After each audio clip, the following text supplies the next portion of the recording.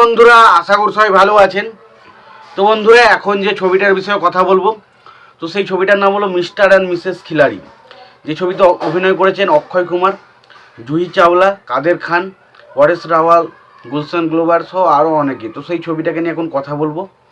তো সিনেমাটা রিভিউ করার আগে একটা কথা বলে নিতে চাই যে আমার একজন সাবস্ক্রাইবার বন্ধু আমাকে এই সিনেমাটা রিকোয়েস্ট করেছে এবং সে বলেছে সিনেমাটা দেখার জন্য, এবং সিনেমাটা আমি দেখলাম। দেখার পর আমার কেমন লেগেছে সেটা আপনাদেরকে জানাবো। তো দেখুন, ছবিটা আপনি যদি শুধুমাত্র মজা পাওয়ার জন্য দেখেন তাহলে সিনেমাটা আপনার কাছে হয়তো ভালো লাগতে পারে। বাট আপনি যদি সিনেমাটা ভাবেন যে না, ভালো কিছু একটা সিনেমা, অক্ষয় কুমারের যেমন ভালো সিনেমাগুলো ভালো হয় সেরকম সিনেমা দেখবেন, তাহলে কিন্তু এই সিনেমাটা দেখলে আমি কিন্তু হতাশই হবেন। কারণ ছবিটার মধ্যে গল্প বলতে কিচ্ছু নেই, গল্প সেরকম কিচ্ছু নেই ছবির মধ্যে। এবং ছবির মধ্যে কমেডি ছবিটাকে বেশিরভাগটাই কমেডির মাধ্যমে ছেড়ে দেওয়া হয়েছে। এবং অক্ষয় কুমারকে মাঝে মাঝে একটা করে ডায়লগ মারতে দেখা যায়, এখানে বলা হয় অক্ষয় কুমার মাঝে মাঝে বাচ্চা কি জানলে এই যে ডায়লগটা মাঝে মাঝে দেয়। এবং সত্যি বলতে ছবিটা পুরোপুরি কমেডির ওপর ছবিটাকে দাঁড় করিয়ে রাখা হয়েছে। এবং ছবিটার মধ্যে যে মেসেজটা দেওয়া হয়েছে সেটা বেশ ভালো। এবং ছবির মধ্যে যে গানগুলো রাখা হয়েছে সেগুলো ডেফিনেটলি দারুণভাবে ওয়ার্ক করে। তো সেই সিনেমাটাকে নিয়ে কথা হলো। ছবির পরিচালক হচ্ছেন ডেভিড ধাওয়ান, ছবিটার গল্প লিখেছেন হচ্ছে রুমি জারফি, ছবিটার গল্প লিখেছেন পি.কে. কল্যাণময়ী এবং চিত্রনাট্য লিখেছেন রুমি জারফি। ছবিটার সিনেমা ফটোগ্রাফির কাজ করেছেন কে.সি. প্রকাশরাম, ছবিটার মিউজিকের কাজ করেছেন অনু মালিক। ছবিটার রান টাইম হচ্ছে 150 মিনিটের মতো। ছবিটার বাজেট হচ্ছে 5,75,00,000 টাকার মতো, এবং ছবিটা বক্স অফিস থেকে আয় করেছে 16,75,00,000 টাকা। ছবিটায় অভিনয় করেছেন অক্ষয় কুমার, জুহি চাওলা, সতীশ কৌশিক, কাদের খান, পরেশ রাওয়াল, তারপর ধরুন গুলশান গ্লোভার সহ আরও অনেকে। এবার আসি সিনেমার গল্পটার বিষয়ে। এখানে দেখা যায় যে অক্ষয় কুমার তার ক্যারেক্টারটা, সে একজন অলস কুটে ছেলে, কাজকর্ম কিছু করে না, কিন্তু তার স্বপ্ন দেখে সে একদিন রাজা হবে, সমস্ত মানুষের কাছে সে শাসন করবে। তো তার পেছনে, তাকে এই যুক্তিটা দেওয়ার পেছনে রয়েছে একজন জ্যোতিষ, তাকে সে মামা বলে ডাকে। এবং সে বারবার তাকে বলে সে একজন রাজা হবে, তাই তার কাজ করা উচিত নয়। সে রাজারা কোনো দিন কাজ করে না, সে প্রজা আর রাজার মধ্যে পার্থক্য করতে, সেই হিসাবে অক্ষয় কুমার মানে একটা স্বপ্নের জায়গায় সে ঘুরে বেড়ায়।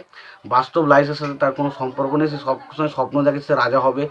তো সেই রকম একটা ক্যারেক্টার সে প্লে করে। এবং একটা টাইমের পর দেখা যায় যে জুহি চাওলার সাথে তার ক্যারেক্টারটার একটা বিবাহের একটা বন্ধনে আবদ্ধ থাকে। কিন্তু কাদের খান কখনোই অক্ষয় কুমারকে পছন্দ করে না।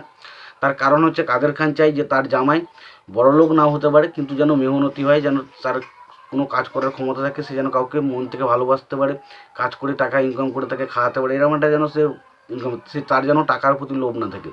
তো এরকম একটা জায়গায় সে খুঁজতে যায়, কিন্তু কখনোই সে অক্ষয় কুমারের মতো ছেলেকে তাই জন্য জুহি চাওলার খাতে তুলে দিতে চায় না। কারণ অক্ষয় কুমার হচ্ছে স্বপ্নে ভেসে থাকার মতো একজন মানুষ, সে অলস প্রকৃতির, সবসময় খাবে দাবে, বড় বড় ডায়লগ মারবে, বাট তার কাজের প্রতি ক্ষমতা নেই। এবং সেই কারণে কিন্তু এই সিনেমাটা সেরকমই কেন্দ্র করে কিন্তু ছবিটা তৈরি হয়। এরকমভাবেই ছবিটা এগোতে থাকে। এবং দেখুন, কমেডি অক্ষয় কুমার এখানে যে কটা কমেডি করেছে সেই জায়গাটা বেশ ভালো। এখানে জনি লেভারের একটা সিন রয়েছে, যেখানে অ্যাক্সিডেন্টের একটা সিন রয়েছে, সেই জায়গাটা আমার কাছে বেশ ইন্টারেস্টিং লেগেছে, মজা লেগেছে। এবং ছবির কমেডিগুলো প্রচণ্ড ক্রিঞ্জ, এটুকু বলতে পারি। ছবির কমেডি যে ভালো সেটা কখনোই বলা যাবে না, ক্রিঞ্জ কমেডি। তবে এটা বিষয় হচ্ছে এটাই যে কমেডিগুলো যখন আপনি দেখবেন, আপনার যদি এরকম ক্রিঞ্জ বা ওভার দ্য টপ কমেডি দেখতে ভালো লাগে তাহলে আপনার হয়তো ভালো লাগতেও পারে।